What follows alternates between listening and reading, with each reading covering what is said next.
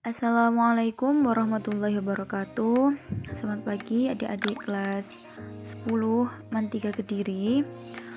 Pada hari ini kita akan mempelajari materi Al-Quran hadis terkait tentang keotentikan Al-Quran. Nah, adik-adik kemarin sudah mempelajari tentang sejarah turunnya Al-Quran kan? Nah, sekarang minggu ini, pertemuan ini kita akan mempelajari tentang keotentikan Al-Quran. Sudah siap ya? Nah, silahkan ditonton dan diamati video pembelajaran yang saya sampaikan melalui YouTube ini. Sebelumnya terima kasih banyak. Semangat belajar. Nah, melihat slide ini, kira-kira apa yang ada di pikiran adik-adik? Nah, betul, ini adalah Al-Quran. Nah, kemarin sudah tahu kan apa itu Al-Quran dan bagaimana sejarah diturunkannya Al-Quran. Oke, kita akan lanjut apa itu keotentikan Al-Quran. Baik, saya akan menjelaskan tentang keotentikan Al-Quran.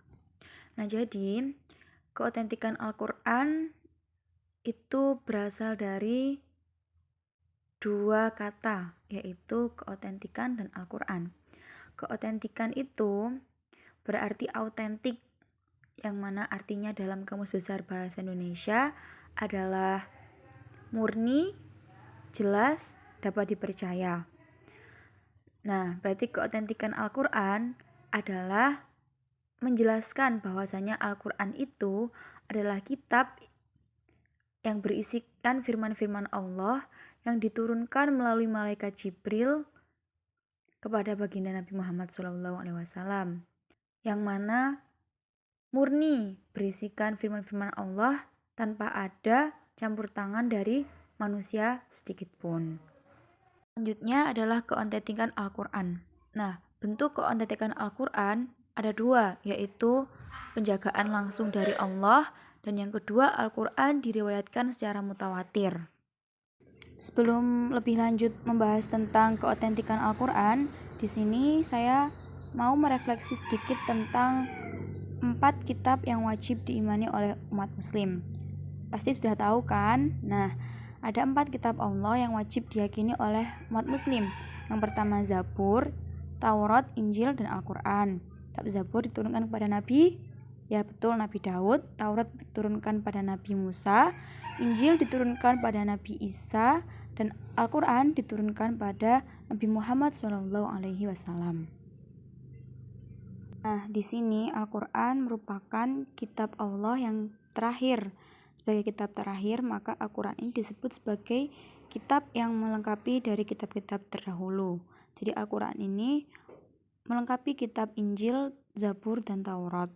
Makanya kenapa kalau kita membaca Al-Quran, di situ tertuang banyak sekali isi kandungan, mulai dari sejarah atau tarikh, hukum-hukum Islam, akidah, akhlak, dan kisah-kisah Nabi terdahulu.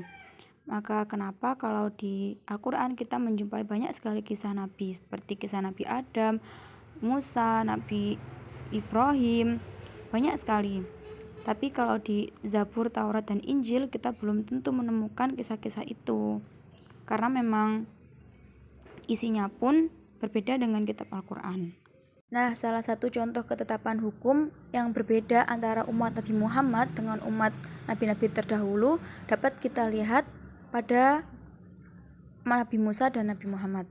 Nah, umat pada Nabi Musa, yaitu Bani Israel, mereka ketika melakukan kesalahan dan ingin bertobat, cara bertaubat kepada Allah yaitu dengan cara membunuh satu sama lain. Sedangkan tentu berbeda ya dengan pada masa Nabi Muhammad. Kita sebagai orang muslim ketika melakukan kesalahan cukup dengan bertaubat, mengakui kesalahan, dan mohon ampun pada Allah.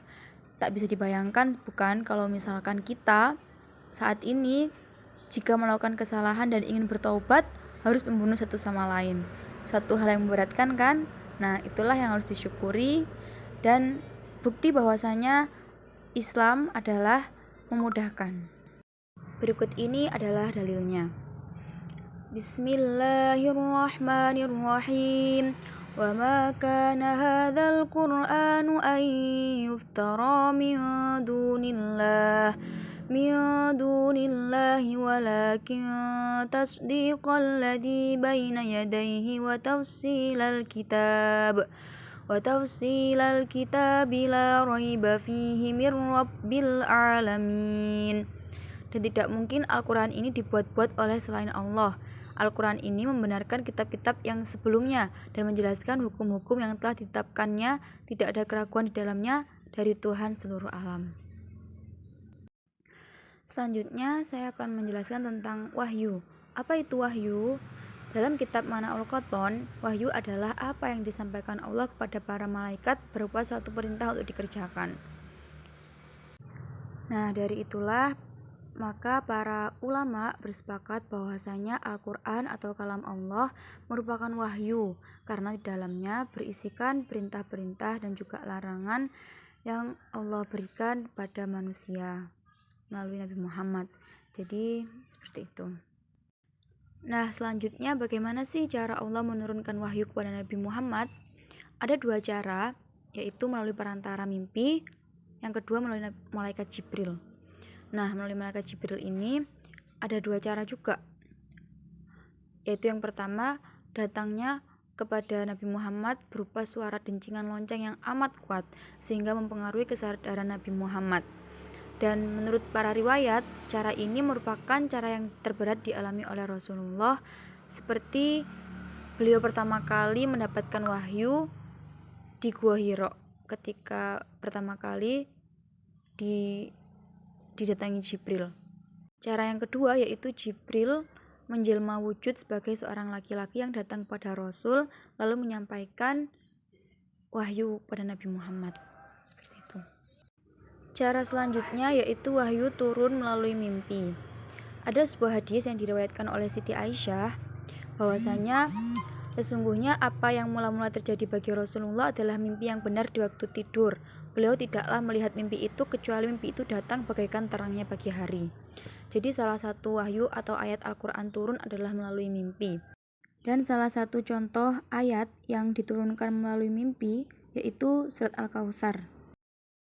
Oh iya adik-adik, jadi selain Nabi Muhammad sebenarnya wahyu itu sudah diturunkan pada nabi-nabi yang lain.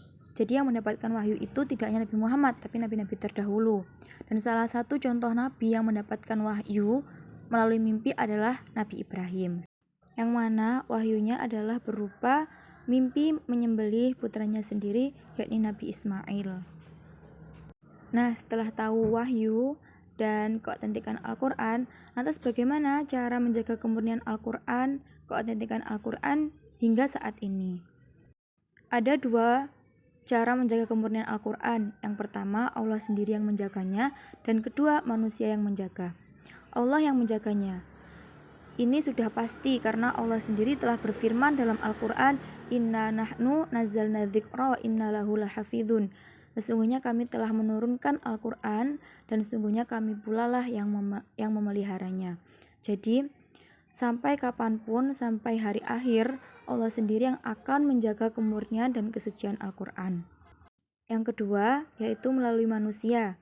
Melalui manusia ini adalah mereka para penghafal Al-Quran, hafidh-hafidhoh, adalah mereka yang menjaga kemurnian Al-Quran.